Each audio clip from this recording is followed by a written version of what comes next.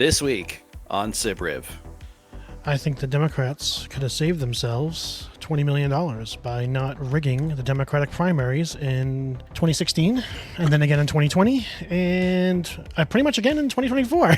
Yeah. With her fans and her adorers, which I also have a huge problem with, that you're propping up this person that potentially murdered her boyfriend. Thank you. Thank you for saying potentially. I knew that was really hard for you to say.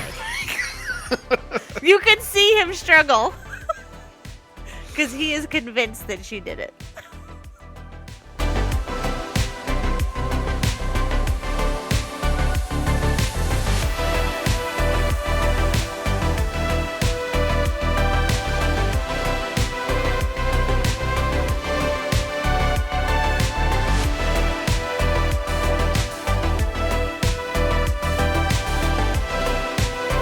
Can't wait. Welcome. Okay.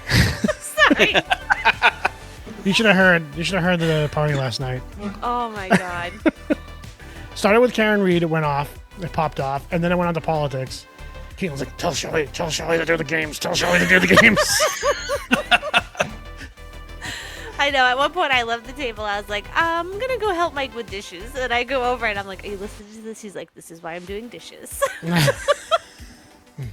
Welcome to, what are we on, episode 13? Episode 13 of the SIB podcast. I am your host, Dana, joined by my co-hosts, my baby sister, Michelle. Hey. And my big brother, Dave. Hello. And we're going to bypass the pleasantries today because my siblings are sick of doing it with me. So, Dave, why don't you just jump right in and tell us what we're going to be talking about today? Well, we could do a few hold on. pleasantries. I don't think we ever said we didn't want to do any pleasantries. Dave just didn't want to do the hey, I'm Dave. Hey, Hi, I'm Dave, everybody. Here's I my just fun introduced fact. you. I did just introduce you, so you didn't have to do that. You could, But I asked you guys how you doing this week, and okay, right? I mean, Michelle, we had a dynamite party, and I mean dynamite party last night. Yes, it was quite fun. Dana's still smoldering from the party. Dave, what did you get up to this week? This week, what did I get up to? This week was kind of a shit show. It's basically, I've been in several weeks of everything being a shit show. But hey, it's the weekend, and I'm now here with my siblings, so everything's going to be all right. Yeah, I just kind of roll with stuff. We're going to cheer you up, There make you we laugh, go. have some good times. Yeah. So, yeah, I can get into this week's topic, which is I've been, I'm a news junkie, and I've been kind of collecting. I was going to do like odd and strange news, and I do have quite a couple kind of odd news items out there that I'm curious what you all think about. And there's a recent political news story that everybody knows about that I have to talk about because it's so freaking cringe. I mean, it's just really bad.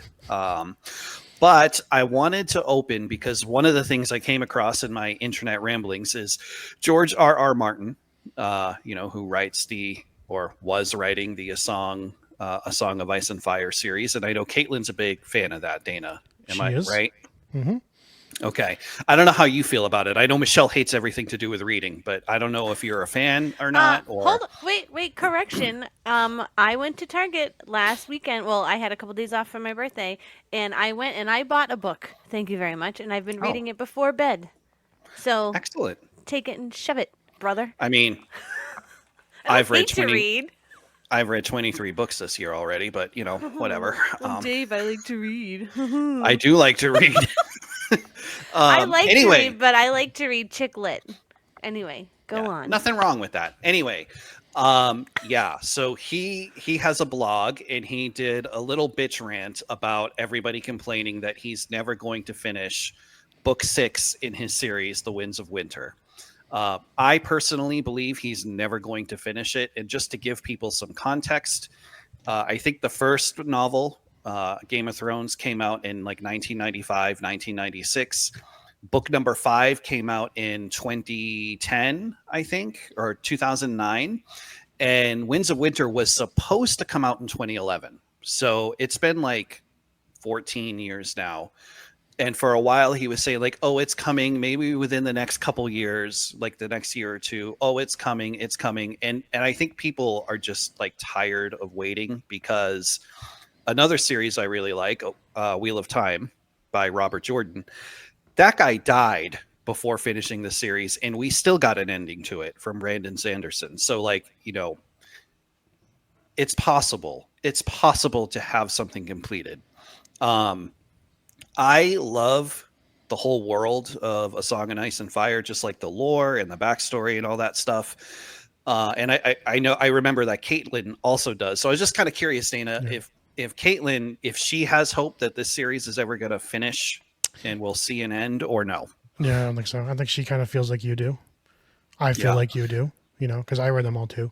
I think that, I mean, as far as his side of it, I kind of understand probably what's happened, because the show started the show started when Winds of Winter was supposed to come out. Yes. And he was like very heavy in that show for a couple of years, and then obviously stepped back because he was supposedly supposed to be working on the book again, but then stepped back into like House of the Dragon. So he's been very active in the production of the shows. So I can't see where, I don't know where he would have had the time. If he was helping with the writing of those episodes, of some of the episodes, I don't know where he would have had the time. The only other thing I can think of is, if that has been this long, is that he's stuck in some sort of writer cycle where he just can't find the threads of where the story's going. This is what I think. I think he saw the fan reaction from the ending of the show, which he was going to do. Right. I think he basically, the ending we got in the show, obviously he puts a lot more detail and characters and stuff in the book, so I don't think it would have looked exactly the same, but I really do think that was like the basic outline of how the book series would end.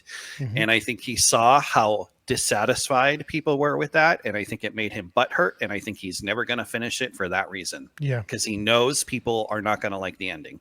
But that was just, I mean, I never read the books, but the show, it was all this big hype, and then it was like one episode, one scene. It was too dark to even watch the episode. That's why people were disappointed. It was all this hype for beyond. That's nothing. That was early in the season. It was the actual ending of the series. People had, the second to last episode, people had a problem with how Daenerys turned out, even though all the hints were there all along that she was going to be like the Mad Queen, that she would actually completely destroy the city, that Jon would end up killing her, and that they would end up doing this, democratically elected, quasi-democratically elected Bran storyline. I think that was all in his plan. I think he told them from the start what the ending was going to be. After they figured out the secret, he told them how it was going to be, because he figured out pretty quickly that he wasn't going to catch up to the show, so that they could wrap it up if they needed to, and they did it based on what he told them. And I think, like David said, he saw the reaction to what he was effectively going to do and was like, well, I can't do that. Well, I'm going to lose everyone that ever supported me, because he literally has fans of this series that have helped him with projects within the world of Game of Thrones, within the world of Ice and Fire, with other books and stuff like that. So seeing the visceral reaction that everyone had to what he had planned, probably, it really left him butthurt. Yeah. And kind of going back to the Daenerys thing, because that was a big thing where people, like, at the time when those episodes came out, and people were like, this is coming out of nowhere. She's done this complete 180 in her personality. And Dana's right. Like, in the book series and in the show, the hints were there from like the very beginning that she was going to turn out this way. I think part of what might have contributed to the problem with the show is that I heard they were actually offered more episodes. Like Weiss and Benioff or whatever their names are were offered, like they could have done a couple more episodes, and they declined to do that. They wanted to fit it in within an 8-episode arc. So I think a lot of these things that maybe would have had more time to breathe, these plot points and character changes, would have made more sense, and it would have come off better if they'd actually done that rather than just rushing towards the ending. Well, they had another project, right, that they were trying to get into. Supposedly, they're supposed to be, they were supposed to be doing a Star Wars trilogy. That's not going to happen, I think. A whole bunch of But I remember anyway, the last season was very rushed because they were trying yeah, to it, get on it to was, whatever their which next is project was. which is too bad because there were some truly great moments in that show, and it really did bring the books to life in a lot of ways. I mean, there are a lot of differences, obviously, but I think for a while there, it was a really good adaptation. Yeah. Well, the So benefit of doing it on a show like that versus like a series of movies is you have a lot more time to work with, and they did it in a way that every single episode of that show was important. Like there was never yeah, any fluff episodes where, they always made sure it was like, okay, we're gonna do for the first like whatever 6 seasons, 10 episodes. Every episode's important. So you pack all those episodes with super important stuff. You don't have any fluff episodes that you could just skip because you need to see every episode because it's going to project onto the next step. Basically the rest of the series, really, a lot of the stuff. So, and there was definitely stuff that they cut out from the book. It happens with every adaptation of a series. There's going to be stuff that's cut, and they have to make a decision on what's the most important things to keep in and what's because if you have every single aspect of the book in a series like that, it is going to be a lot of fluff. There is going to end up being a lot of fluff that it's going to drag, and it's not going to have the same oomph and power to it that the show ultimately gave for at least 5 seasons anyway. I think in season 6, 7, 8, they trailed off a little bit, but there was still some pretty good moments even those last few seasons.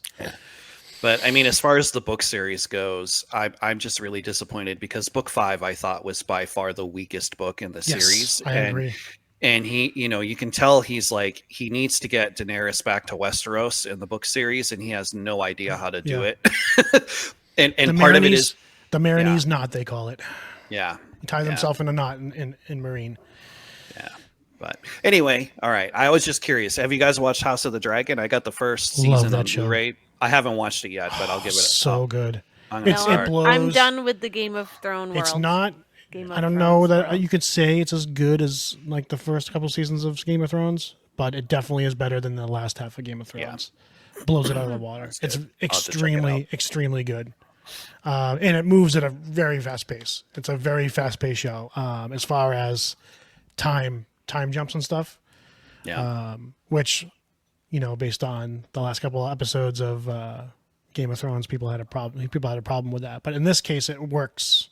It works very well because the stories it's based on, there isn't a whole lot of detail. They're kind of just filling in the detail themselves. So, yeah. So, let's talk about the other big story, like a big story this week, which I'm sure everybody has heard at some point. The Democrats' new strategy to get back the working class man's vote. Speaking with American men, they're spending $20 million on this, and this story broke through the New York Times, I think, and they were saying that currently, top Democrat strategists are meeting in luxury hotels to try to figure out how to win back the working class. I've got a lot of thoughts about this. I'm just really curious to hear a couple things. One, what do you think of this idea? And two, I mean, there's an issue, right? I mean, I saw some stats. So Gen Z men, 58% of them voted for the orange guy in the last election. 55% of Hispanic Gen Z men voted for the orange guy. So there clearly is like an issue there. Like I think everybody knows, I think more than just men are walking away from the Democratic Party right now. That's just my perspective. I'm just kind of curious about your thoughts. I think the Democrats could have saved themselves $20 million by not rigging the Democratic primaries in 2016 and then again in 2020 and pretty much again in 2024. Yeah. They would be $20 million richer. And that would be the solution. Stop rigging your primaries to the person that you think is going to serve the establishment. Let the voters actually decide who they want, and they're going to feel free to support that person when that person is the candidate. But when you try to shove someone down everyone's throats that they don't want, they're not going to turn up at the general election. They're not going to show up. Doesn't matter who they're running against. They're not going to show up. The only reason anyone showed up in 2020 to elect Joe Biden was because they didn't have to show up. They could just mail it from home. So, when the Democrats they're making the same mistakes repeatedly. They and obviously I'm a liberal, but I'm like absolutely I'm done with the Democratic Party. They do not learn their lesson. They are constantly finger pointing about why they lost and never reflecting on what in their party is wrong. What's wrong with their party? They think there is something wrong with the rest of the country. They can't even look at themselves and say there's something wrong with this party that we need to fix. They finally get someone, well, they've had two people that they've done the same thing to. Tulsi Gabbard came out. She was vice chair of the DNC. She was going to try to remake the DNC. She came out and she endorsed Bernie Sanders. She wanted the party to be more populist, more for the people, kind of the way Donald Trump wanted the Republicans to be more populist. And the establishment Democrats shut her out. And what did? They forced her over to the conservative side. And now she works for Donald Trump. You get David Hogg in there, who's, he's not super progressive, but he's definitely a liberal lefty. He wants to remake the Democratic Party. He wants to he wanted to him out. And now they're shutting him out. They're doing exactly to him what they did to Tulsi Gabbard. They do not learn their lesson. They just want to blame. They want to blame the average person, and they want to blame Donald Trump for everything. They don't want to look at themselves and be like, oh, maybe we shouldn't rig elections. It blows my mind. There's that, and then there's I hear a lot, and I'm sure you guys have heard a lot too. Like on 80-20 issues, the Democrats always fall on the 20 side. Like 80% of the country or the voting population feels one way on a certain issue, 20% feels the other way, and the Democrats fall on the 20% side. And I think that's because the DNC, they listen to their donors and they listen to the activists and they don't listen to their voters. And I think that's the biggest problem. I was just going to say, I think this article just proves that all political people care about is a vote and not necessarily the person. That's what it comes down to, I think. And the problem is for the most part, I think Democrats themselves, not the party of the Democratic Party, but the Democrats, the people, they actually care about the issues that most Americans care about. There's obviously divides. There's divides on the woman's right to choose. There's divides on LGBTQ rights. There's those divides, but on the economic issues, Medicare, protection of Social Security, I think most Democrats are actually on the same side as Republicans. And the issue probably is like how we generate that funding and where it comes from. But the problem is they often do cater to such a small segment of activism that it shuts everyone on the other side off to even consider working with Democrats to do things that could positively affect everybody else. So there was an article, it was under news articles, but I think it was more of an opinion piece on MSDNC that I found. And I want to read a quote to you from this article because it really tells you just how out to sea I think a lot of the more progressive elements of the Democratic Party are.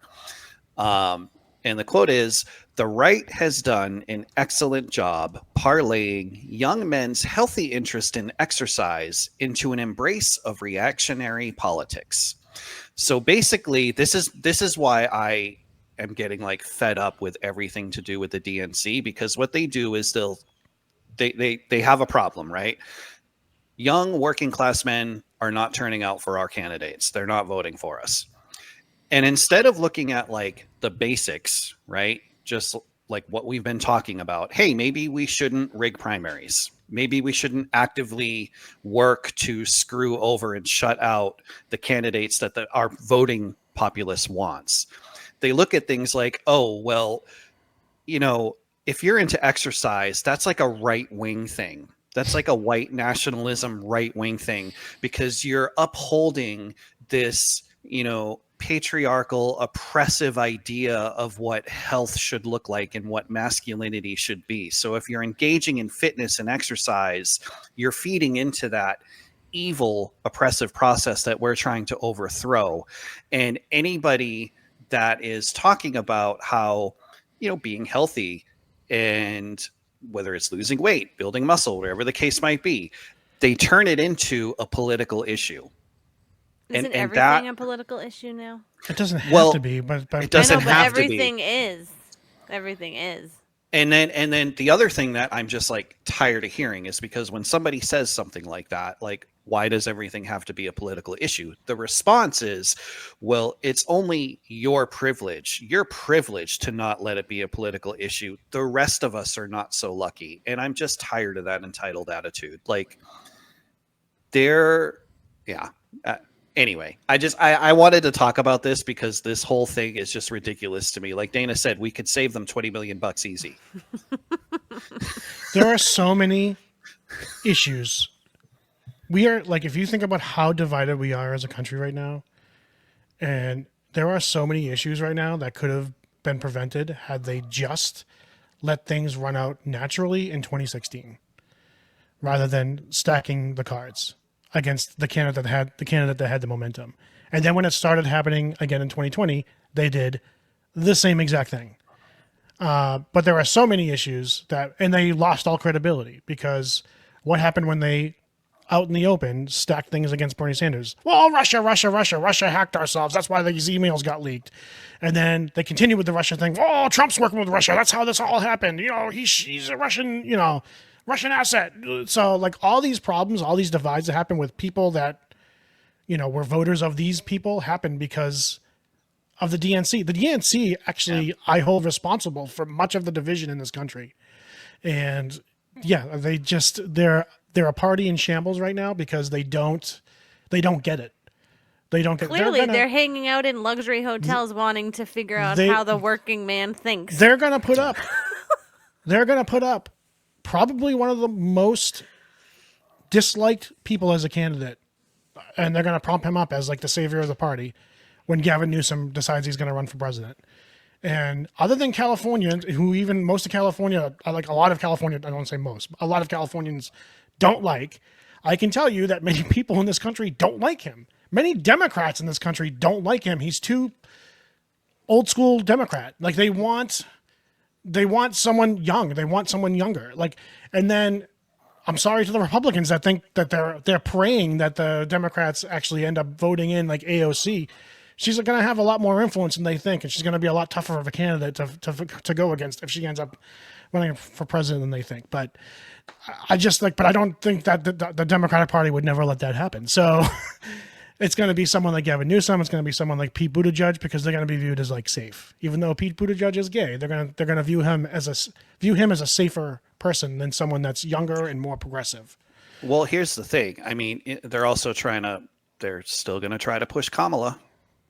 Right? I mean, she's still out there. It is wild to me too. That is wild to me. My first thought, she couldn't even get 2% of the primaries. I know. In 2020, in her she couldn't even get state. to 2%. In her own state, 2%. Yeah. So it's wild to me that would even be a consideration. This is what I mean. They make the same mistakes repeatedly. My first thought when I heard. Go ahead, Dave. I was just going to say, my first thought when I heard that they were spending $20 million on this study is like, well, shouldn't you use that $20 million to pay off the debt from her campaign? Because her campaign spent $1 billion and they were $20 million over. So shouldn't you pay your debts first? And then I don't know. Oh, they got plenty of money coming in from the pharmaceutical companies in Wall Street, I'm sure. So don't have to worry about that. But I mean, I would vote for Pete Buttigieg. I mean, and part of the reason is because he's one of the few Democrats that will go into like quote unquote enemy territory and actually talk to the other side. No, I will talk to him. I will vote for him. I would vote for him as well. I will talk if he to was him. the candidate. I would love to. Pete Buttigieg, please come on our show. We'd love to have you. No, I would talk to him. I would vote for him. But I'm going to criticize him a little bit. He does have a tendency to. People used to talk about Kamala's word salad. He has the distinct ability, one of the great abilities of many politicians, especially the old school ones, to say absolutely nothing while saying a lot. Using a lot of words to say absolutely nothing because it sounds very inspiring, and he's very good at that. But although some of the issues that he has actually voiced. I don't know if you guys happen to catch the Andrew Schultz podcast, Flagrant 2, but he was on there, and he did a lot of that stuff where he talks around stuff but doesn't really answer the question. But he did have a couple good, solid answers, I thought. But yeah, I don't know. I don't know what the answer is. I do know what the answer is. Stop rigging primaries. That's what the answer is. Yeah.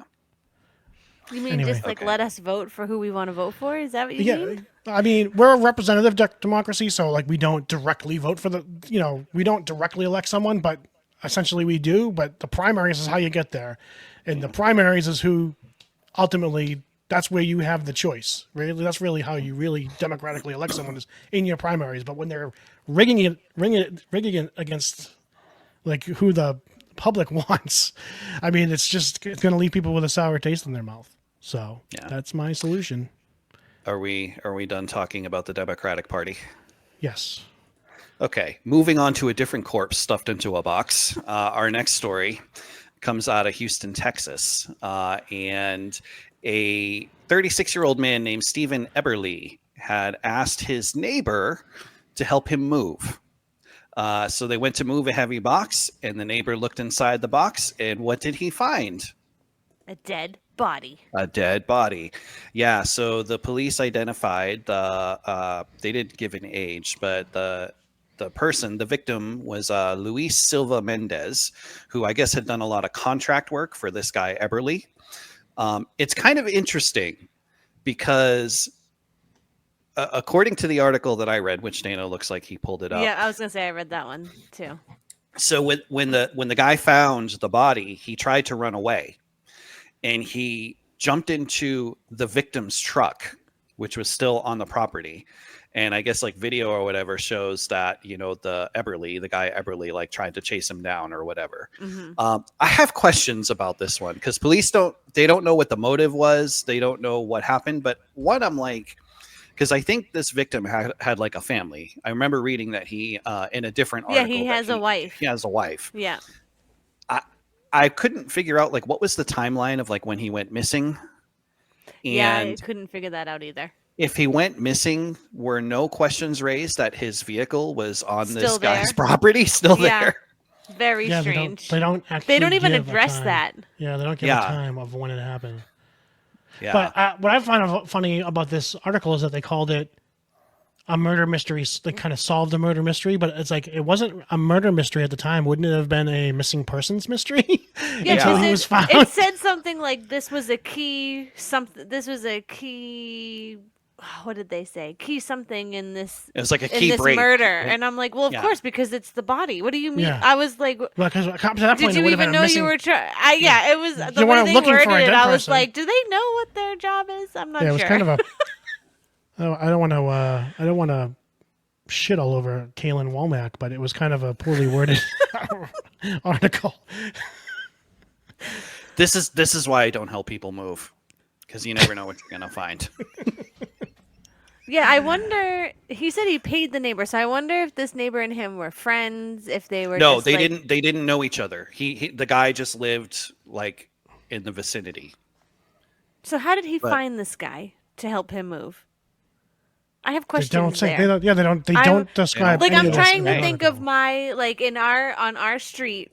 All of our neighbors are very aware. At least I am. I'm a nosy neighbor. I'm always aware. I'm like, oh, that car's been here for a bit, or oh, this car's been coming around a lot. Like, who's this car speeding down the road? Like, oh, these people are walking their dog. They must be new in this area. I haven't seen this dog before. Like, I am all over the street, so I'm very surprised that there was like, how do these people know each other? And like you said, like, why did no one question that? Like a work truck. I'm assuming it's a work truck. If this guy's in construction, I could be wrong to assume that, but no one thought it was weird that this contractor was just staying overnight at this guy's house,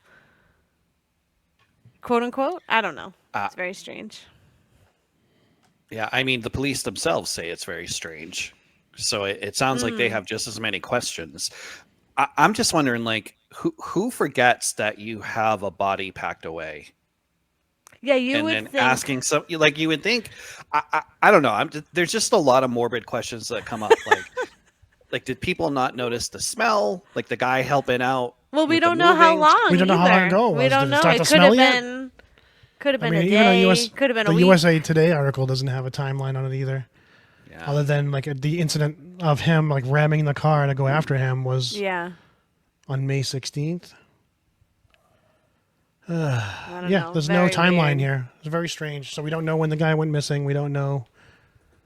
We We have no like why. We have no motive. What The happened? moral of the story: if your creepy neighbor offers you money to help them move, you say Don't do no. it. No, thank you. I am busy. Yeah. Anyway, I just thought that was kind of wild. I would imagine that must have been somewhat traumatizing for the guy that was helping that found Oh, I'm and made the sure. discovery. You know, Yeah. like I think that would be living on in my nightmares for a while if that was me. Yeah. So Weird. yeah. Ooh. And then we could talk a little bit about Hvaldimir. I don't know if I'm saying that right. The Russian spy whale. This one made um, me sad to know that this little whale is it no is longer. kind of sad. So he It was is sad. discovered. He was discovered in 2019. And the reason why they think there's two conflicting theories here, right? So Hvaldimir, the name comes from the Norwegian word for whale, which is Hval, and then Vladimir Putin's name. Mm-hmm. So Hvaldimir is what who knows what his actual name was, but he was discovered in Norway. The articles I read said that he was very used to people, Mm-hmm. and he retrieved a GoPro camera for somebody. He responds to hand signals. Mm-hmm. When he was discovered in 2019, he was wearing like a camera harness or something that said equipment of St. Petersburg. So Petersburg, he knew it's from Russia, and it's obviously Russia's not going to confirm or deny whether he was a spy whale. I just think that's like the coolest term ever. Spy whale. But the U.S. we use dolphins. Yeah, So the I've article heard. said that So the I've U.S. heard. has Yeah, similar yeah. programs, is what the article said. Yeah. But there's also another theory that maybe he wasn't a spy whale. Maybe he was actually just like in captivity, but performing tricks and stuff for children with disabilities. Mhm. That's what I would have said. That's what I would have thought. I would think spy whale. I think You he just was. think that sounds cooler. He was Dave deep jumps into right into espionage. conspiracy. Yeah, absolutely. Oh, he's gonna fit Absolutely. right in on the Karen Reed trial then. Oh, What's the jeez. difference? What's the difference between a conspiracy theory and the truth? About 6 months. 6 months to a year. That's the difference. Anyway, so basically there's a nonprofit group called One Whale, Yes. and the CEO, head of that group, whatever, she has posted like a series of videos and articles about Hvaldimir. And she's saying that of all the marine biologists and veterinarians that have looked at poor Hvaldimir's remains, Mhm. they're saying that there's no way it was due to natural causes, that there were several holes in Hvaldimir where he was bleeding. So So sad. I'm not entirely certain that Vladimir Putin would go to the effort of ordering a hit in Norway on a Russian spy whale, but I'm not entirely willing to rule that possibility out either. Well, we know he's willing to do a lot of things. So I think I just heard Russia show up at my door. yeah. We're talking about this. I know. I just felt really bad. It's just sad. It's sad that this poor little animal. He was only like 14 or 15, and whales, I guess, lived to their 30. Like 30 years. Yeah. Yeah. So that's very sad. Like it's very odd that he would die so young. It And is where odd. did the holes come from? Are they stab holes? Are they gunshot wounds? What do we know? Where the holes came from? The article doesn't say that. No, they just The said article holes. does It just not say says that. It holes. says holes. With blood. But if there are multiple holes, that to me rules out like a ship strike or something, like an accident. Yeah. Poor little guy. I know. Way to depress us. But if he was an enemy of the Western world, then, maybe it's for the best. He was a poor little whale. A very intelligent whale. I mean, whales are pretty Yeah. intelligent, Yeah, they as are are intelligent. dolphins. So, like, very intelligent. So, Yeah. Poor little thing. it's entirely possible. In Cambodia, they've actually trained rats to sniff out landmines. Really? Yes. Hmm. Yeah. So Is- there's Landmines is that a very common thing over there? it's that you a have big to watch problem out for over there. those? There are a lot of areas where there are still landmines. Yeah. Oh, Yeah. And my. when I was there last July, one of the guys one of the Cambodian guides, he was showing me on a cell phone his grandmother's property they dug up in 2022, an unexploded bomb from a B-52. Oh my God. Yeah, because we spent several months in the 70s bombing Cambodia. Whoa. Because that's what we do. Yeah. Whoa. What did George Carlin used to say? They got bigger dicks than us. Bomb them. Yeah. Yes. Yes. You know, it's interesting. I had a realization. I used to watch a lot of George Carlin's comedy specials back in like the 90s because he had a deal with, it was either HBO or Cinemax, where he would do like and I hadn't like watched him since I was a teenager, but I recently went back and watched like YouTube videos because I remember his whole thing about the softening of language. Like that's one that stuck with me like for the rest of my life. So I looked that up on YouTube to watch that bit again. And then I started watching all his other bits and I was like, holy shit. Timeless. My entire worldview was built by his stand-up routine. Yeah. My perspective on the government, on politics, and I just had no idea. Like everything he said that I listened to when I was 11, 12, 13, 14 years old sunk in and stuck there. So timeless stuff. And I think he is right. Yeah, absolutely timeless. You know, because people will say like, "Oh, I wonder what he would have made about today." I think he called all this a long time ago. Yeah, I'll have to he go said back the same and stuff. listen. I've never. I don't think I've ever listened to or watched any of his stand-up. It's all about politics is a big one, but I mean, he talks about consumerism, everything, Religion. just like religion, all that stuff. Yeah. Oh, we'll have to check it out. Yep. All right, you guys like to fly. Well, no, you don't like to fly, but you've flown. Sure don't. So Turkey is instituting a new law where if you take off your seatbelt and stand up after the plane has landed before it gets to the gate, you will be fined about 2,600 lira, which is about $67 US. Wow. Yes, I love that. And this law apparently Interesting. came about because enough passengers on planes complained about it happening. Really? Yes. So what? You have to wait for the flight attendant or whatever to tell you to. You have to wait for the Unbuckle? plane. You have to wait for the plane to hit the gate, like get to the gate and come to Okay. a complete stop. And then you Okay. can unbuckle, stand up, and get your stuff. I love that. Okay.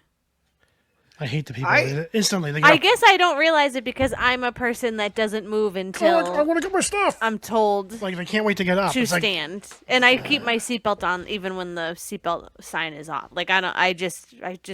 I'm a rule follower, I guess. So I wouldn't. I never even thought about the people that stand up. I didn't know people were doing that. So I don't stand up until the plane comes to a complete stop, but I don't get in the aisle. I just undo my belt and I stand up just because I want to stretch out, right? And I only travel with a backpack, so if I know it's right above me, I'll just grab it from the bin and then just kind of sit there waiting. So you're the person that Dana can't stand on a plane. No, is I basically say what no. you're saying. I wait for my rose turn. I wait for my rose turn because that's how it's supposed to work. I mean, you're not gonna- I still stay in my seat. I don't get into the aisle. What bothers me is the people that like they suddenly appear in the aisle and you know they came from the back of the plane. That's what I think we should have a rule against. Like me, I just stand up. I'm still in my seat. I'm not blocking anybody else. I'm But just do you standing put your up. bag underneath the seat in front of you or up in the overhead bin? So if I have an aisle seat, I'll open the overhead bin, not get in the aisle. I contort So myself. you do the grab lean? my bag. I do the lean. I grab my bag. I put it in my seat and I just sit there. when So I you went have a to- workaround because you don't I get have a into the workaround. aisle. But I still wait for the rows, like my row, before I stand up and leave. Like I wait for that part of it to happen. this last trip to Vegas on the way, I had a disabled woman in my row, and she had a scooter and stuff, and then she had to get assistance to get on. So she was on the outside seat, and then I got in.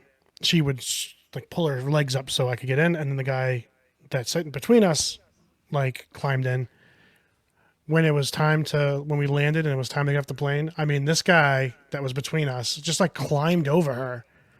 The first class hadn't even left yet. This guy just climbs over her and like grabs his thing and like tries to scoot out with the first class people. I'm like, what is this guy doing?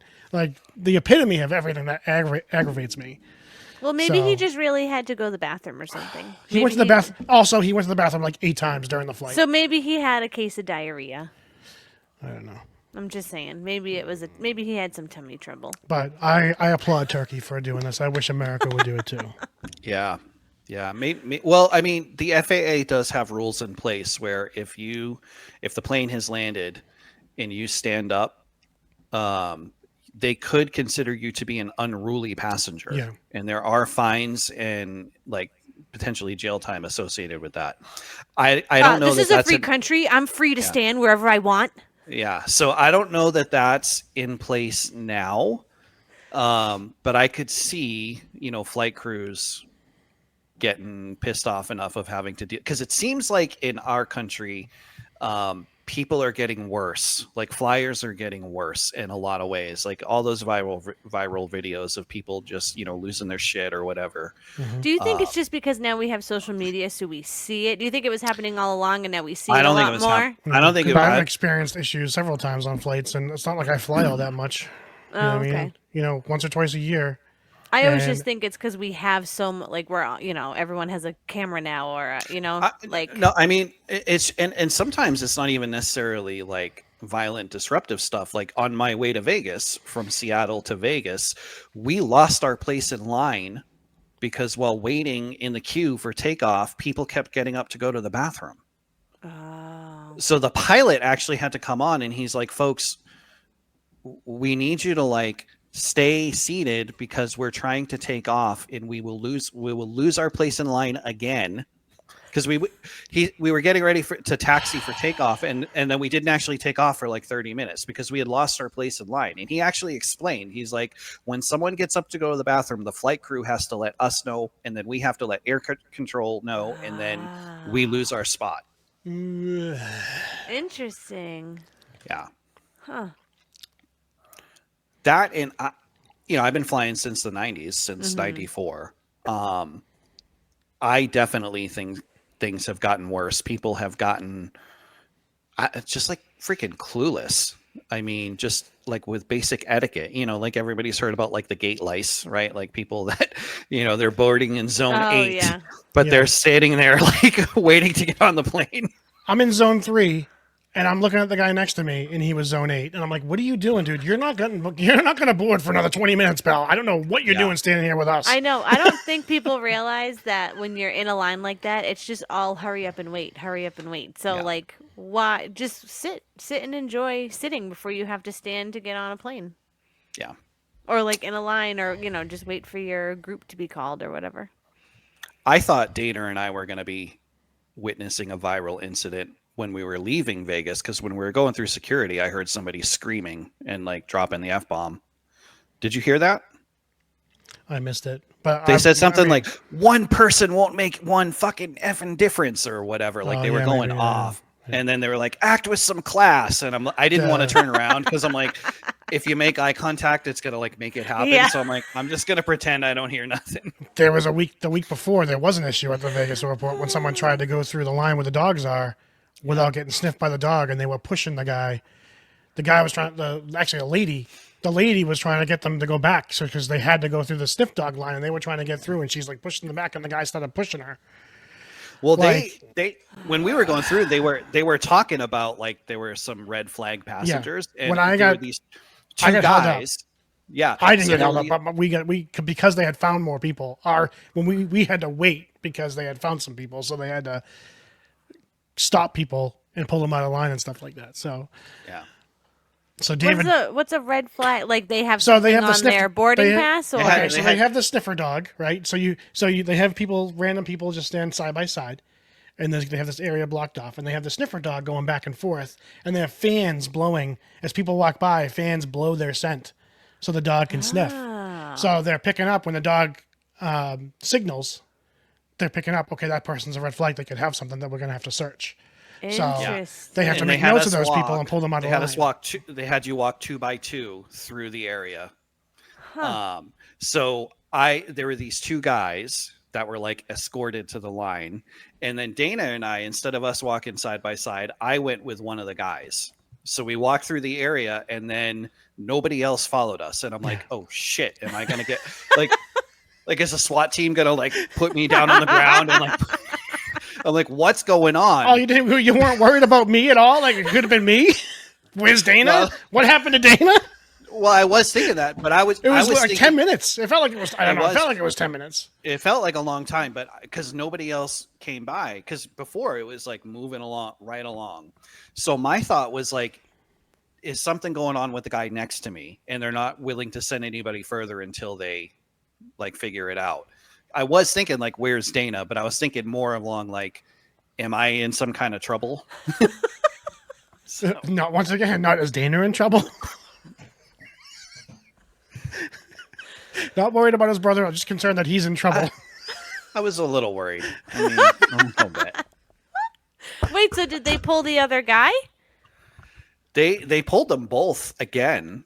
Okay. I saw that. I don't know what happened though. They probably had like weed or something, or like a lighter, or who knows, right? Because you can't fly with any of that stuff. So yeah, that's so. They could have still been drunk from the night before. I mean, a lot of stuff happens in Vegas where. Yeah. Maybe it was Jeff. If I was just gonna say, I bet his name was Jeff. Jeff. Maybe they should have had those dogs when Jeff was flying, and it would have saved me some anxiety in life. All right, are you guys ready for the big? You were talking about the whole Karen Reed case. This sounds like a similar one. Well, I don't know how similar because I don't know nothing about the Karen Reed case. Okay. This comes from Australia. And it actually it did make the news because I remember hearing about this story. It must have been last year, maybe in 2023. An Australian woman named Erin Patterson, who is 50 years old, she had her ex-in-laws over for lunch and served them poison mushrooms, and they died. Now, here's the thing. She has been saying that this was a mistake. However, there are certain aspects to this case. So to give you some context, she and her husband, Simon, got divorced. This guy, Simon, says they've always had an amicable relationship. Like they had a good relationship. They do have like 2 kids together. And apparently, according to the ex-husband, he said they had a good relationship, but it started getting a little bit more strained because she was asking for more child support than whatever the Australian courts had given her. So things had gotten a little bit more hostile. So basically, she invited her ex-husband, her ex's parents, and I think one of his siblings for a lunch. She made sure the kids were not there. Supposedly, she was going to talk to them about the fact that she had cancer, and she wanted to talk about how can we break this to the kids. This is her story. I was going to have lunch with them. She said she served them beef Wellington, which is a dish. This is why I don't eat dishes with mushrooms in them, right? Because she said, I wanted to give everybody a nice meal because I didn't know how much longer I had, is basically what she's saying. Her ex-husband couldn't make it. He's like, I'll talk to you about this over the phone.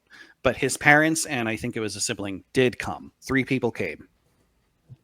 So here's the thing. They had these death cap mushrooms. They had gastrointestinal problems the next day, or that night, and then the next day. And then they went to the hospital, and all 3 died. Liver failure. So wait, just pause. Hold on. Sure.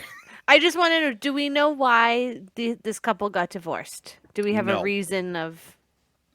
No. Okay. But they were on good terms, right? Okay, Supposedly. but we don't know what caused them to separate. So here's the thing.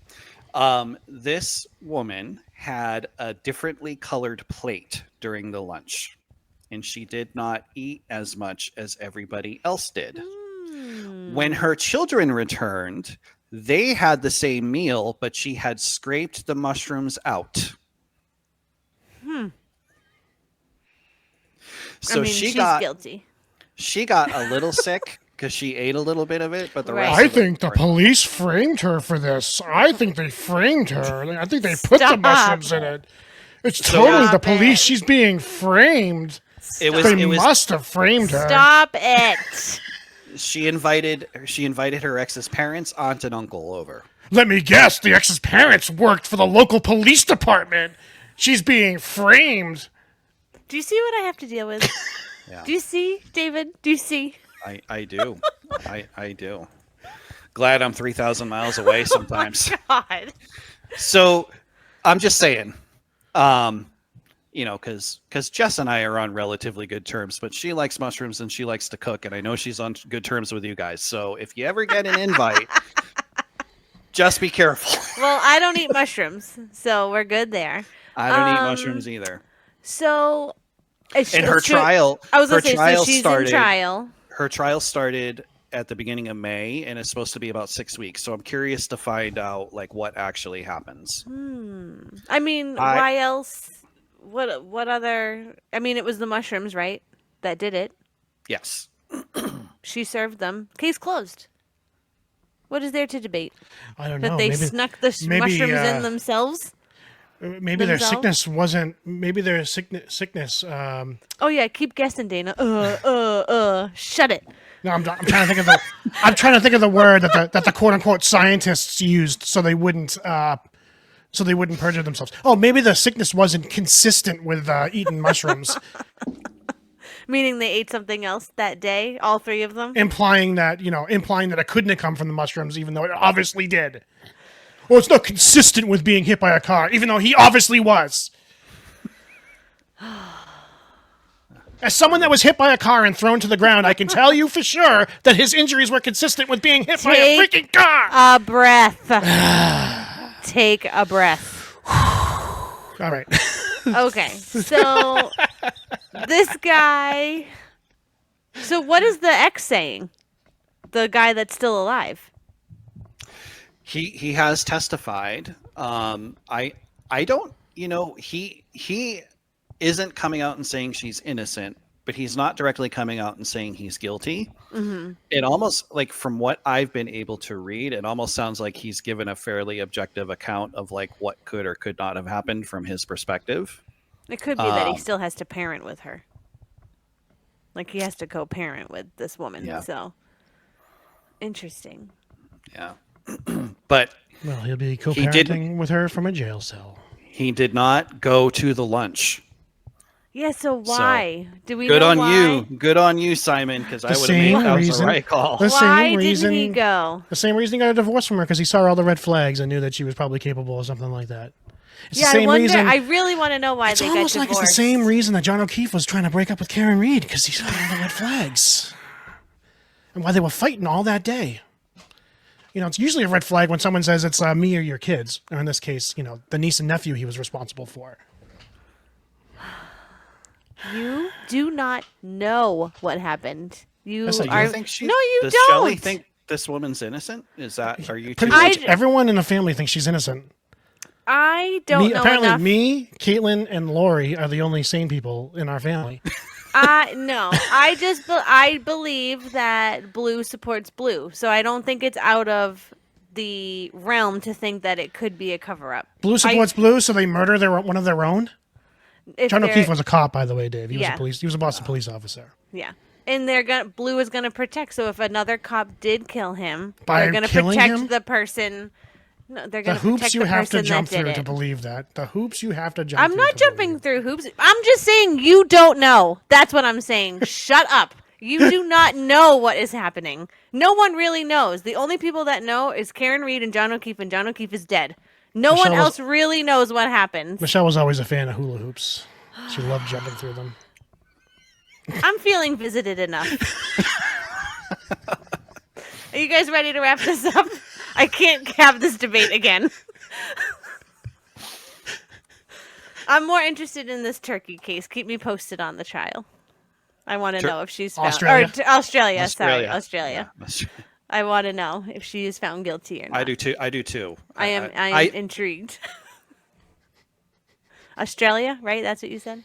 Yeah. I wonder if there's any YouTube videos on this. I think it was like 85 miles away from Melbourne. So Australia is a big place. It's about the size of the U.S. Oh. So Yeah. Where did she get these mushrooms? Did she grow them? Sounds like I you would have think to go out of your way to get them. I think she picked them. Well, people grow. I mean, if anyone ever watches Okay. Ginny in Georgia, Keep in mind, she lives in Australia. So the flora and the fauna are out to Oh, kill that's you true. regardless. This is You know what I true, mean? yeah. So it's not like she has to go super far out of her way to find some natural lethal means of harming well, somebody. that's what I'm saying. Is there are like in the show, the Netflix show Ginny in Georgia. There's this plant. It's a poisonous plant. She puts it in the shake, and like all it does, all you have to do is ingest it. It's very poisonous. But I would tend to believe that people that are from that area, that grew up in that area, would know.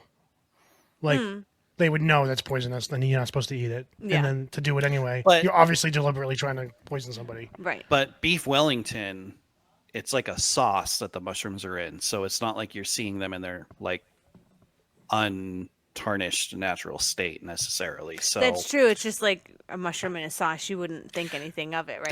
this is why I never eat anything with mushrooms in it. Is this really why, or you just don't like mushrooms? It's part of the reason. You're afraid of being poisoned? I'm afraid of eating like the wrong mushroom. Yeah. Wow.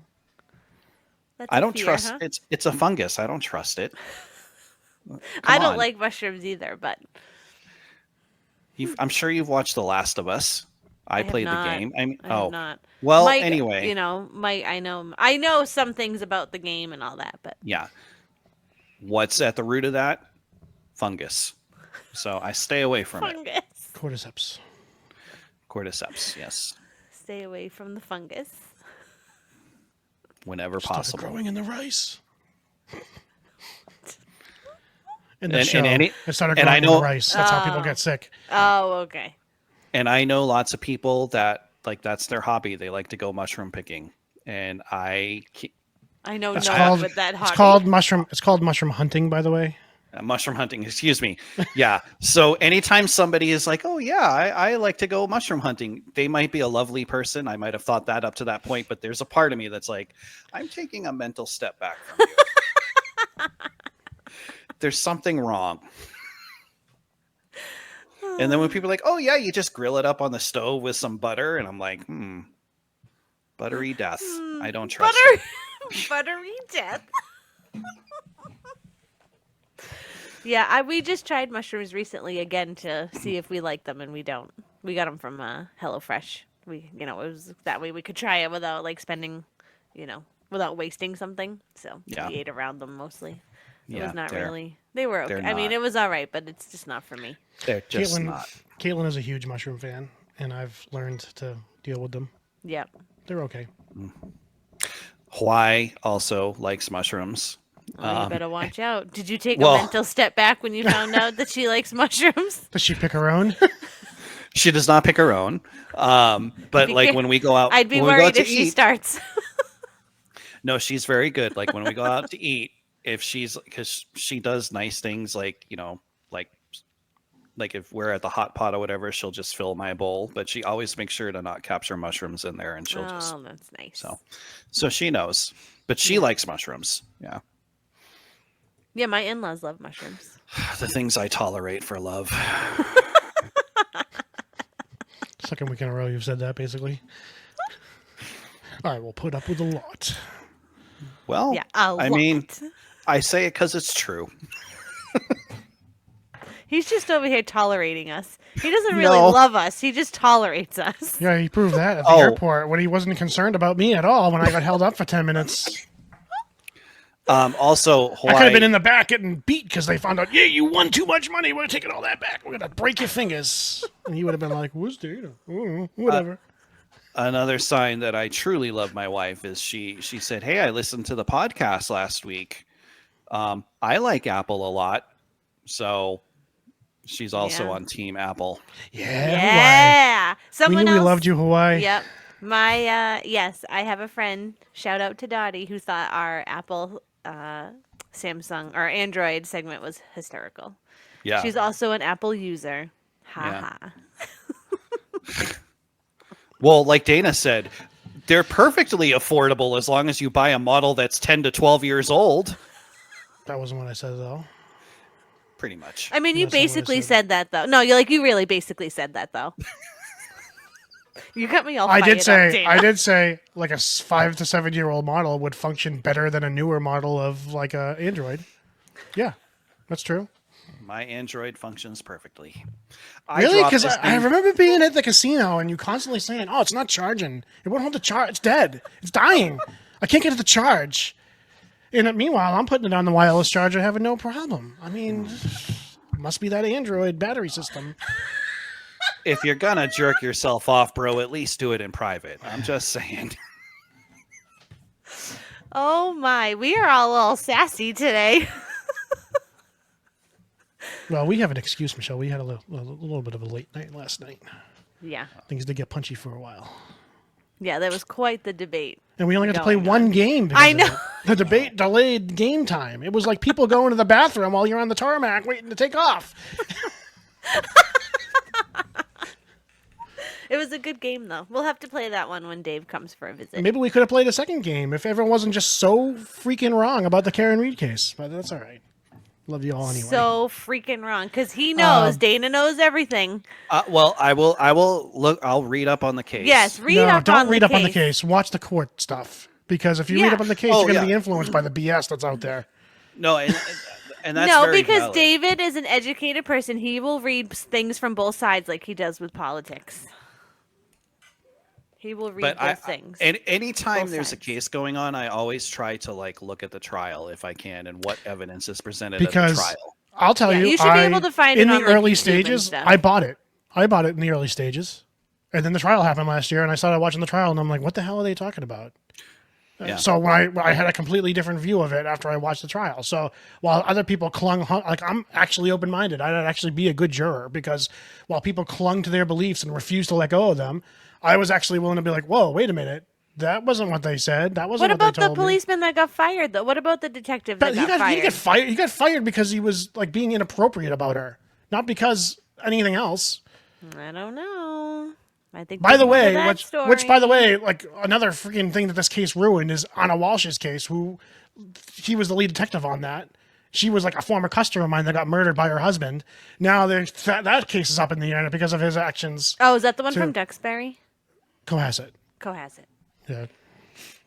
So Well, maybe he should have been no, honest I'm not detective. making any excuses for him. But his behavior was like personal behavior, not professional behavior. Although it was unprofessional, it was stuff he was doing in his personal life that got him in trouble. I'm not convinced Texting of his that. friends inappropriate things about cases that he shouldn't have been doing. No. And he no longer has his And he job. doesn't have his job. Well, I'm dying to hear David's thoughts because he does. I mean, he's going to be swayed now because of the two of us, but I don't think he's now going to you sway at all. not swayed, I but do you think that now you have if he goes down the rabbit hole of all the BS stuff, he's going to fall. He's going to probably, I don't know. David's pretty open minded. He probably won't fall victim to it. But like I said in the first time, if I had been a juror in the first trial, I probably would have acquitted her, even though I think she did it. Are my siblings saying nice things about me right now? Is this what's happening here? Did somebody slip some mushrooms to me? Am I having a psychedelic episode?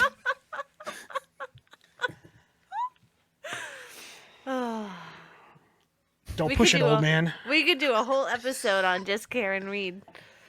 That would probably actually that would end up turning into like 20 million episodes. Probably. I really don't want to do that. No, I don't either. I'm just saying.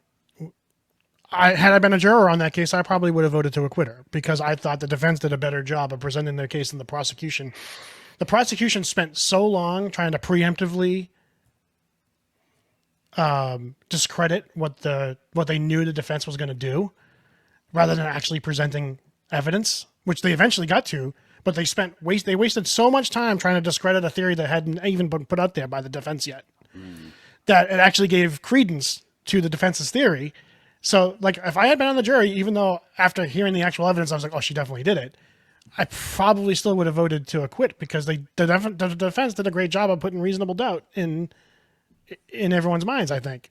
So I'm curious to see how they're going to do this time because the defense is about to now start presenting. But I thought the people are shitting all over the prosecution this time. They did better this time than they did the last trial, I thought. But well, we'll see what the defense does. They're not calling Trooper Proctor, who's the one that we were talking about that got dismissed, which that's interesting because that would almost be a slam dunk for reasonable doubt if they did. It was a Maybe big they have thing. It was a big thing in the last trial. That was a big reason that a lot of people got hung up, was like his actions, even though they weren't directly related to the evidence and stuff in the case. Because of his actions in his personal life, people were able to put the doubt that maybe he would do something unscrupulous with the case in his investigation. So if they're not going to Like call putting him, evidence in red Solo cups. literally, it was in the middle of a blizzard. You're going to contaminate evidence bags? I don't know. I've never heard of another case using red Solo cups. Oh, I've heard of stuff like that happening. I think I have that not. I think here's what I think as far as that goes, because I don't think it was like a deliberate, let's taint evidence. I think it was they did not realize that this thing was going to turn into the circus that it turned into, so they didn't think, oh, this is going to come back to bite us when we like how we actually collected the evidence. They just thought, well, here's blood, we'll get it here, and then we'll worry about how we process it later. I don't think they thought that it was going to become the giant circus it became. And it came I back know, to but bite even them. still, like, I'm not, like I said, I'm not making an it. excuse for mishandling evidence. I'm not making that. Yeah. I'm not saying that's an excuse. I'm saying that's what I think happened, is they didn't realize it was going to be as much of an issue. Same way that what's his face, the Canton police officer that slept through the whole thing in his house, probably didn't realize that people would say, because you slept, you must be in on it. Because he refused to leave the house. Or who would sleep when all that is going on out front? Like, Where's the dog, Dana? Where's the dog now? she was rehomed 3 months later. Don't you think they would have gotten rid of the dog immediately? No, You because think that they would would have held be on to the too dog? suspicious. No, getting rid of the dog at all would be suspicious. They got rid 3 of the months dog. later. 3 months later. They sold the house. This too much. It's too sketchy. They There's sold the something- house after a year and a half of people harassing them. Turtle Boy showing up, making a scene all the time, bringing protest. Like, what I would say is, you want to throw all these things out there. I would say is put yourself in their position. Just imagine, forget about what you know about the case. Imagine you had nothing to do with it, and you were in their position, and all of a sudden people start showing up to your house, calling you a murderer, saying you framed someone for murder. I wouldn't like that. Imagine how you would handle it. Sometimes you have to play like. I wouldn't get rid of my dog, though. Sometimes you have to play with these mental games, and you have to like put yourself in other people's shoes and imagine how you would handle it, because otherwise everything's going to look suspicious to you. If you don't, everything's going to be suspicious. Why did they get rid of the dog? The dog, like a bit of mailman or something like that. I don't know. They said there was maybe another dog. There was an incident with another dog or something like that, and they were forced to rehome the dog. That's what they said. That was the report was. I am not convinced. As a reactive dog owner, I've had some experience. I don't know how long they've had the dog. I don't know how attached they were to the dog. I can't speak to that. I think If they're it was not a relative. attached to their dog, then they have serious mental issues. Yeah, I don't know. I think it's conflating two stories. I think it's what we would call a red herring in true crime circles, forcing you to go down a rabbit hole that is going to dissuade you from what actually happened. Well, Dave, I'm interested. Also, for and you if to do it your was research. if it was a dog that attacked him, why would only one side of his arm have quote unquote dog bites on it? Did the dog have any teeth on the bottom row of his teeth? I don't know if any dog, wouldn't there be bite marks on both sides of his arm, not just one? Probably, yeah. So they're only on one side of his arm. They're only on one side of his arm. So you're saying there's no teeth on the bottom row or the top, whichever. Well, I don't know. Did anyone see the dog? Maybe that dog doesn't have teeth on the bottom. Maybe that's why they rehomed it. I doubt it. It is really weird hearing you two talk about this, because there's so much context that I'm just missing. That I'm like, what the hell are they going on about? It's a lot. This is the second time she has been retried. It's a big thing here in Massachusetts. Oh, so It's this is actually the a big- second it's- trial. This is the It's second actually trial. a big thing around the country. That's why I said the first trial I probably would have voted to acquit her, because I just thought the defense did a better job. Even though I believe that she probably did it, I probably would have acquitted her in the. I think I would actually be a good juror, despite the fact I know about the case. Well, 'Cause I right can now be you fair wouldn't, because about- you're convinced that she did it now. Right now you would Yeah. not be a good I juror. had before that trial. I had not heard her confess to it personally. She has not confessed. She confessed to it. She did not. She confessed to it. She confessed. We will agree to she disagree accidentally that confessed to statement. it, and in that HBO special, she torpedoed her whole defense. Well, it doesn't Because if seem to she's- be hurting her at all. With her fans and her adorers, which I also have a huge problem with, that you're propping up this person that potentially murdered her boyfriend. Thank you. Thank you for saying potentially. I knew that was really hard for you to say. You could see him struggle. Because he is convinced that she did it. We'll never know. No matter how the trial goes, we honestly will never know. I'm not going to excuse and say that the investigation was handled perfectly and properly. Like, I don't excuse the things that happened. Like I said, those things were brought to light in the first trial, and I was like, ooh, that would cause reasonable doubt. I just think, logically speaking, if you actually look at the actual evidence, like, it's hard to conclude that she didn't hit him. You really have to jump through the hoops. You really have to believe all those little things.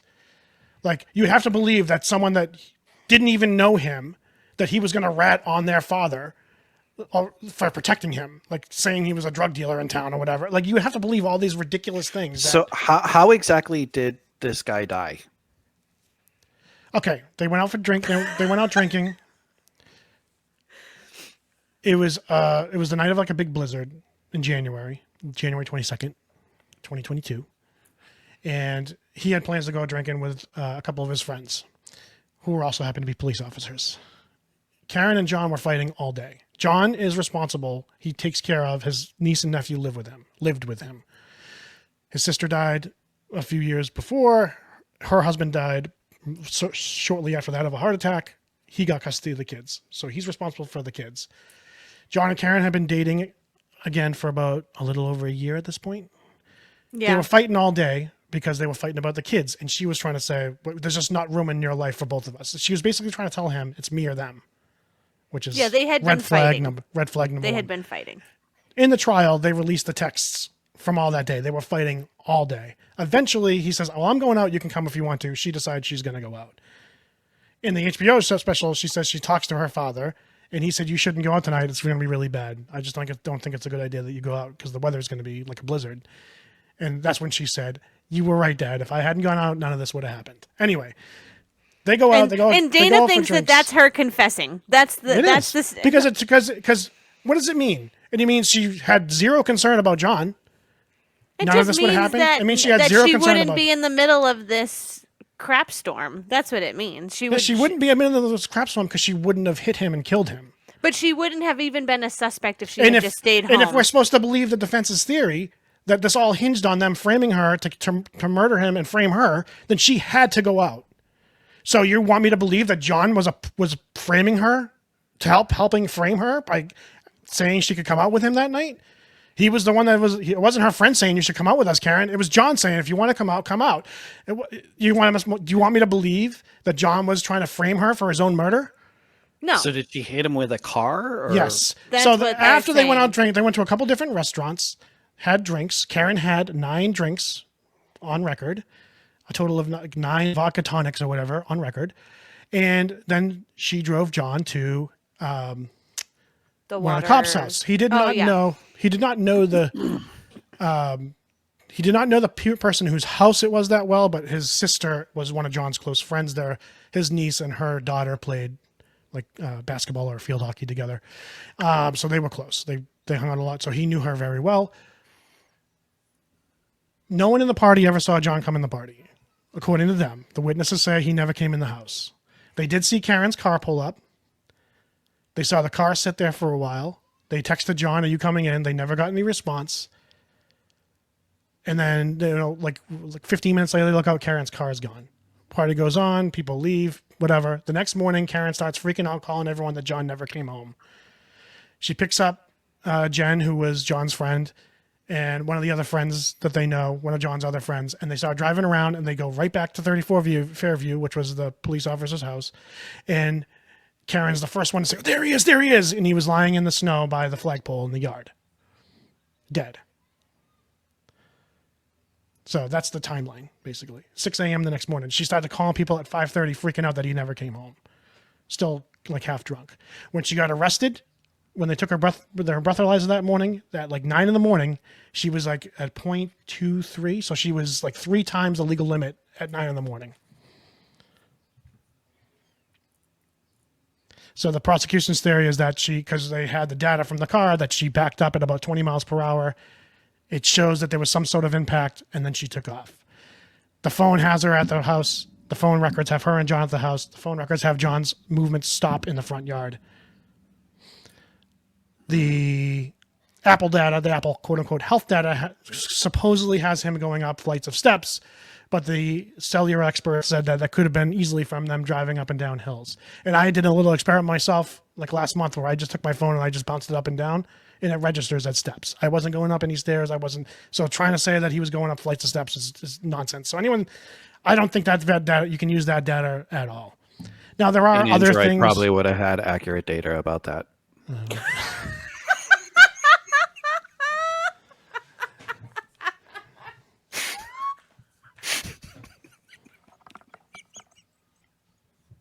I can't.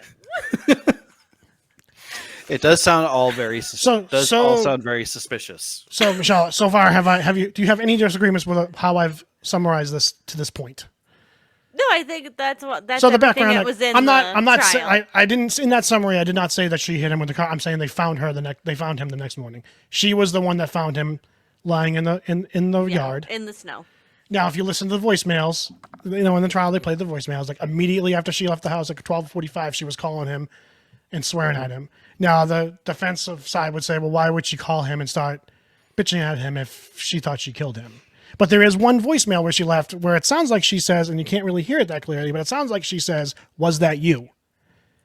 The implication being, was that you I just hit? No one likes to point that out, though. Because it's not clear. So, but she immediately woke up. I mean, she immediately woke up at 5:30 in the morning and jumped to the worst possible conclusion. Why would she immediately jump to the conclusion that something was wrong immediately? So okay. There was never any. Hold on. But let me finish. There was never any indication from anyone prior to that he would have had any issues with any of those people. So Caitlin goes out. She's out all night. She doesn't come home. You don't wake up and think worst case scenario? Tell me you wouldn't think worst case scenario. If she's out with people that I know that she cares, that she trusts, no.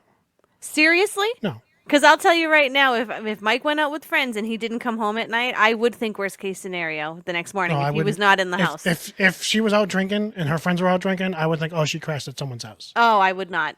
Yeah, I would. That is the difference between men and women. Because I 100% would think worst case scenario if Mike did not come home. And like if I woke up and he was not home, I would think worst case scenario. I can understand that, but I would just think, well, they were out drinking all night. They didn't want to drive home. Yeah, That's no, how I would still, unless I got a text from Mike that said like, "Hey, I'm at so and so," or we're gonna stay here. I'm gonna. That could be valid if she was then calling him. Then I would say, okay, like I can give you credit for that because she but was calling him a lot and texting him a lot, and he wasn't responding. So I could theoretically see her jumping to the worst. Yes, I possible, would because he wasn't responding to her. Yeah. Yeah, I would. Because I think Caitlin, even if Caitlin was going to crash somewhere, she would let me know. Yes. Right. So maybe if at I least hadn't we heard agree from her, on that. Yeah. So if I hadn't heard from her, maybe I would think the worst case scenario. If I wouldn't jump to the worst, I would start to get a little concerned. Yeah, I would get jump a little worst concerned. case. I would jump worst case. Anyway, it is. There's a lot of pieces. There's a lot of things to it. Horse long to die in the cold, even though that's been completely disproven, people still want to cling to that. Yeah, there were people that were involved, like all the policemen. They got rid of their phones. It's like a whole. It's all very. Also, it's all years very later, suspicious. Also, years later, I mean, they turned the phones over immediately when they asked for the phones. They turned them over immediately. But there was a search. The one that people love to hang on to is at about 2:30 in the morning. Jennifer McCabe was searching for. And this was proven, and the guy that testified for the defense had to retract the statement because otherwise he would have been perjuring himself. But so it was proven that it was a mistake.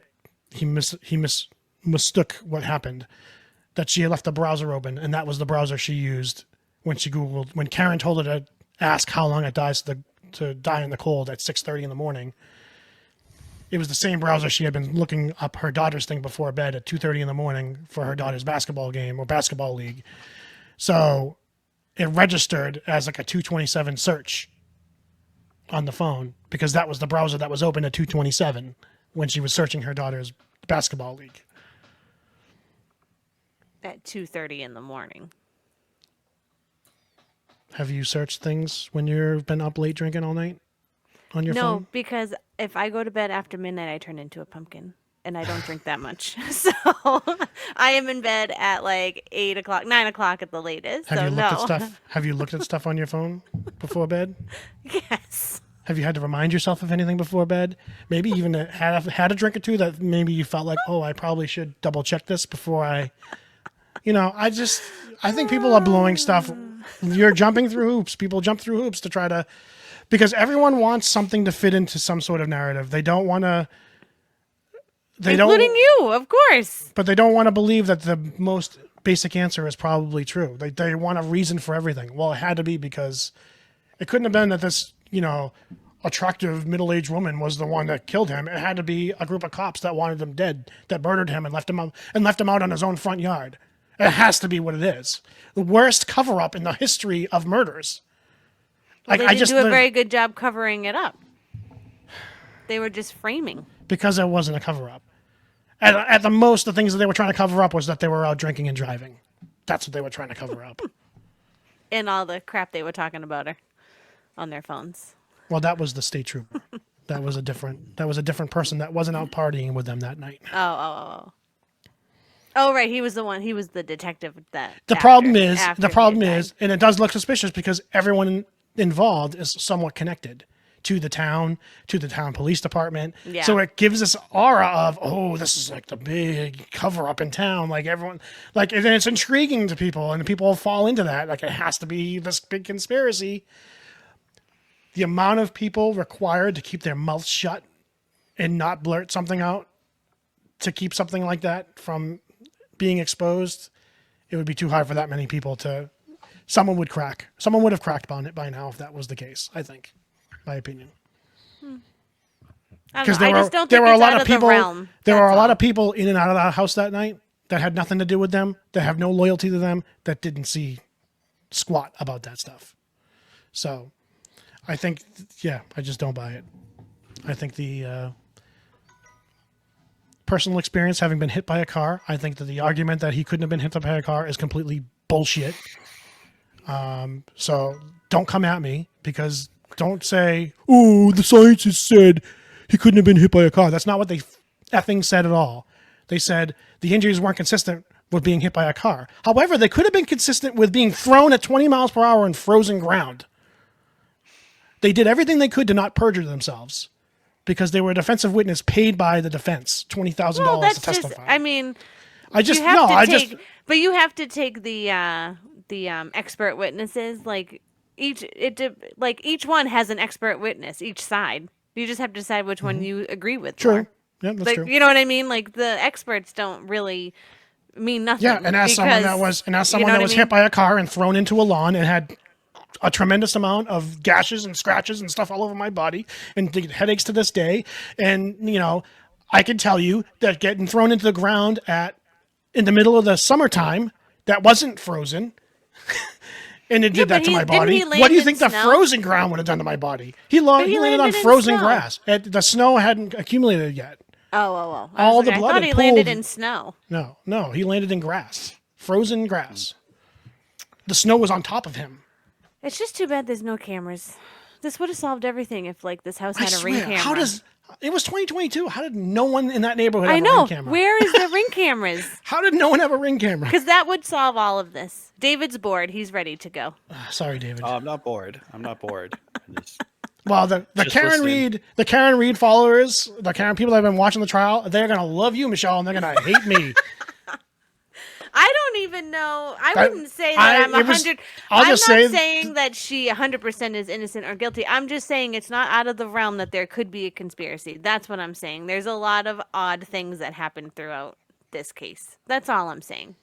The way it was all of it, the way it was handled, the whole thing.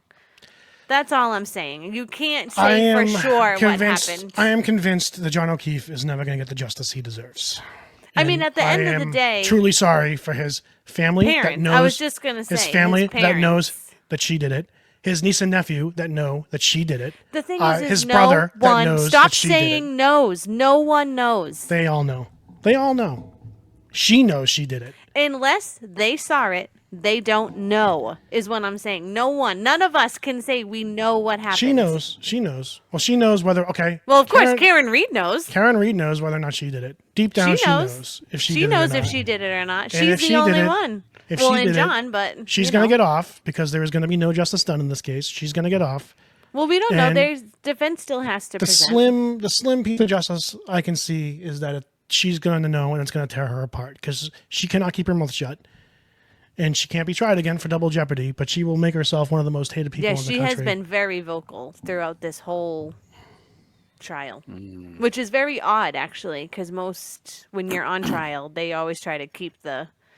Yeah, I would think her defense team would try to get her to shut up. to stop talking. No, they love it because she gets a lot of support. She never makes herself look good, but they love her anyway.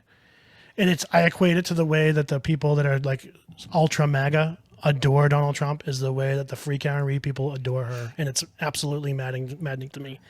No one is worthy of that level of worship.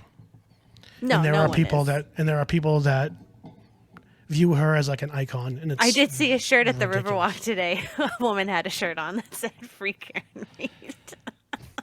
I mean, there are shirts made and everything. It's a big deal here. They're plastered all over my neighborhood. Yeah, Free Dave, Karen it's a Reed. big deal here.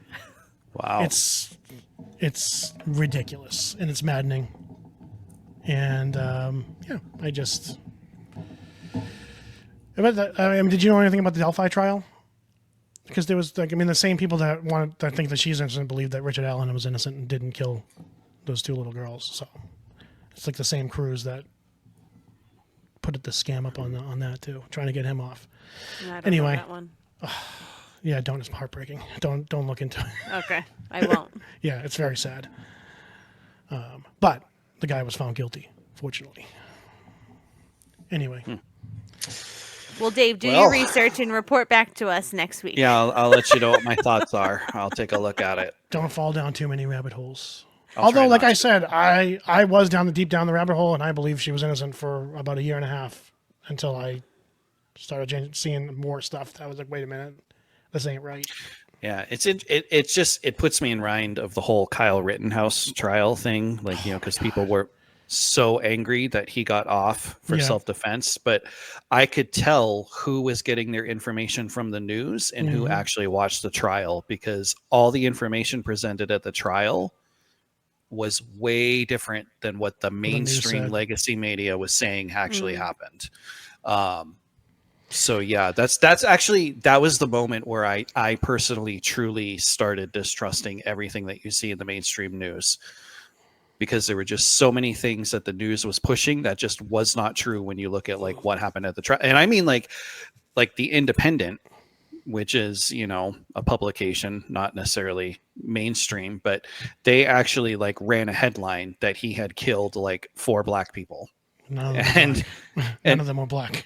And he only, 2 people were killed, not 4. You know what I mean? But it's like all this stuff just, yeah.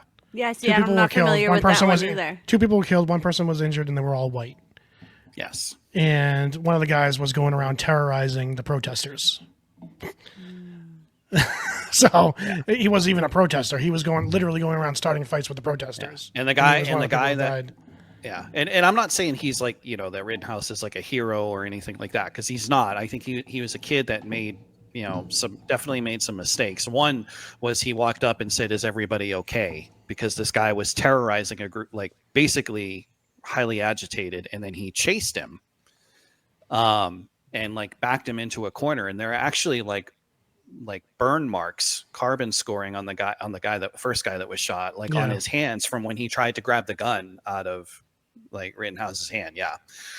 And then that group followed, and then when they saw the first guy get shot, they started chasing him again. Like he was running away, and the second person that got shot hit him in the back of the head with a skateboard and had him on the ground.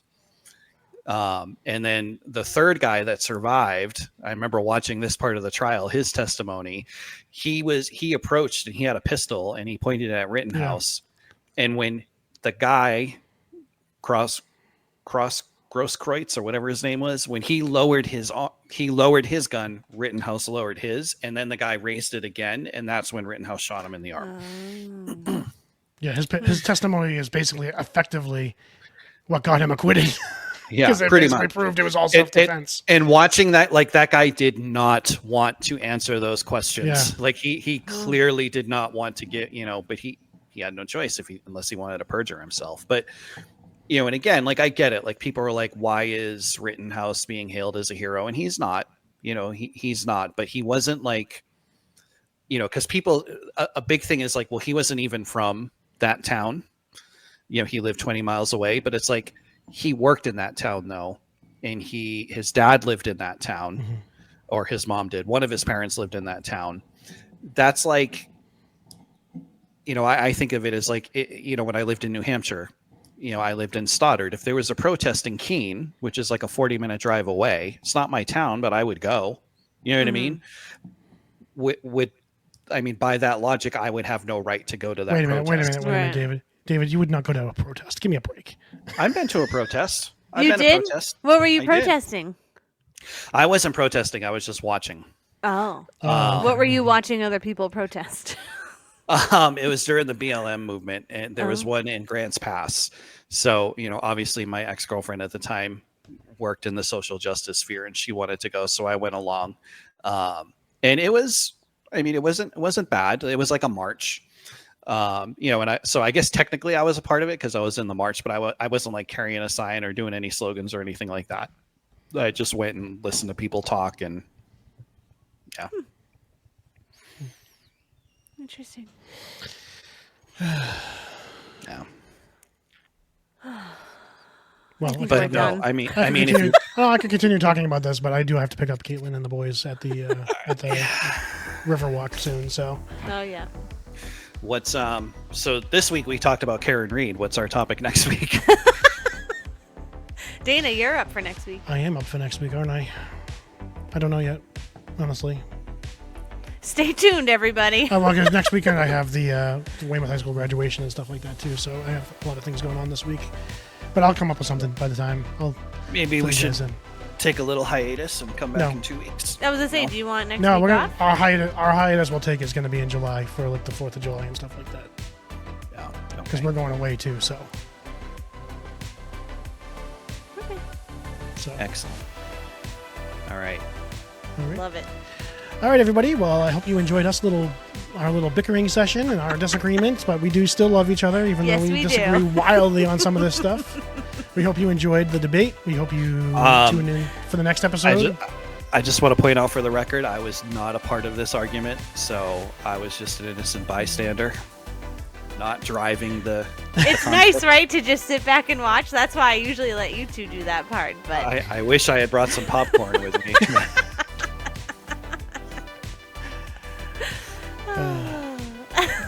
All right, everybody. We hope you have a great week. Yes. Bye. Bye. Bye.